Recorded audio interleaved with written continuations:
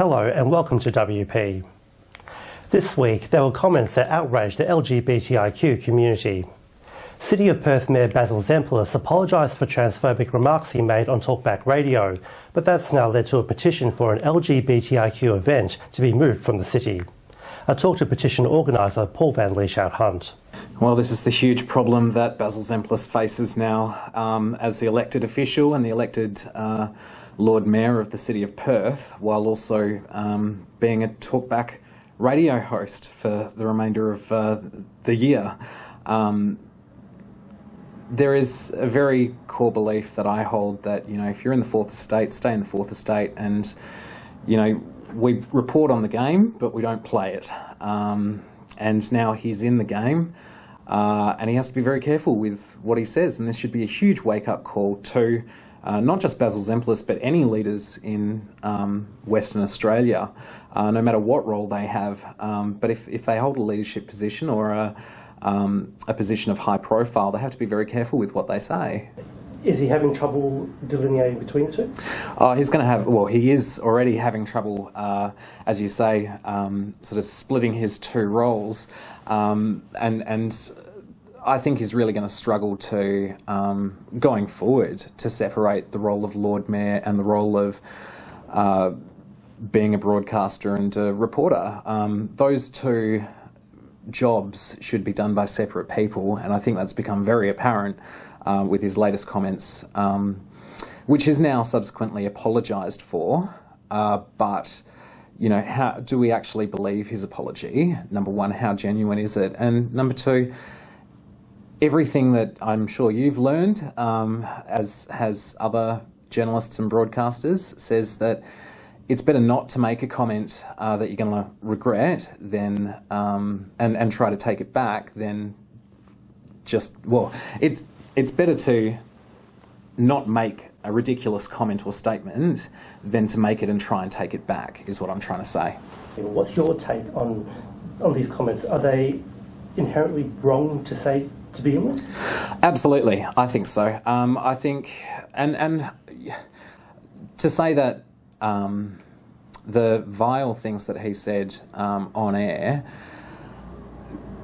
obviously came from a place of, I don't think he was actually meaning to really have a go at anyone. I do think that it really showed how uneducated he is about LGBTI rights and about the struggles that many trans people endure, as well as the broader LGBTI community.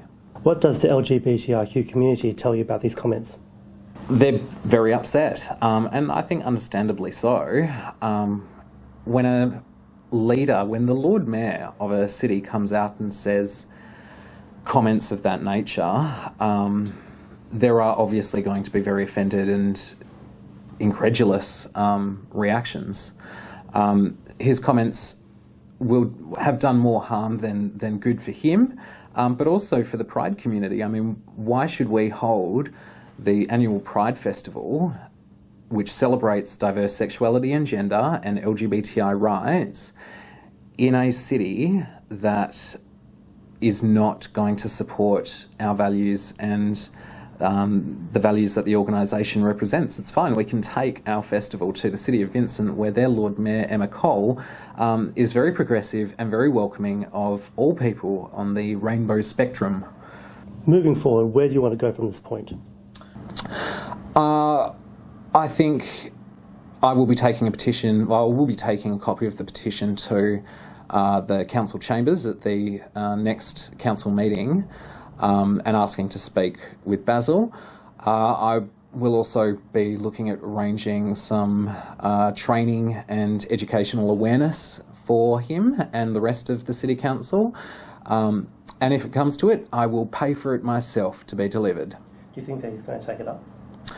I would hope so, and if he doesn't, I would be incredibly surprised, and I think it would be a very bad move to make.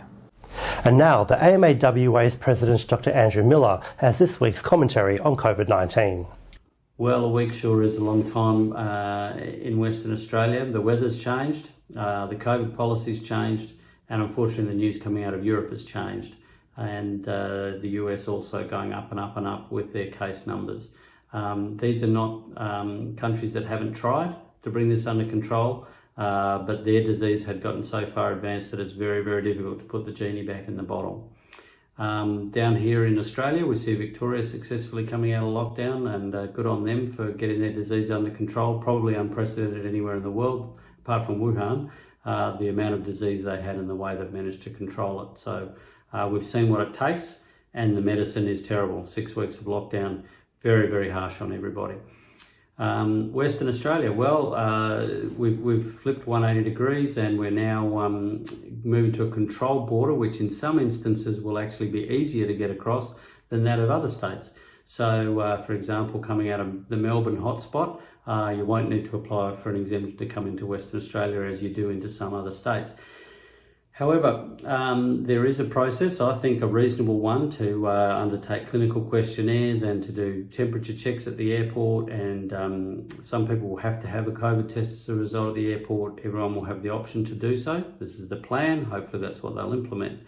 People from Victoria and New South Wales will have to go into home quarantine with the Good to Go app, which I think is a pretty reasonable bit of technology. Again, a move towards a smarter border. And so all of this is based around the disease and not some other reason for why you might need to come and go from the state, which I think is a much fairer and easier to defend long-term controlled border. And then if we do see COVID outbreaks in other states popping up, then we can close it down a bit harder from there on in. But it puts the responsibility on the West Australian community to become COVID safe. So what do we mean by that? Well, everybody has to have it in the back of their mind that the more interaction with people we have, the more likely it is we could possibly come across COVID now.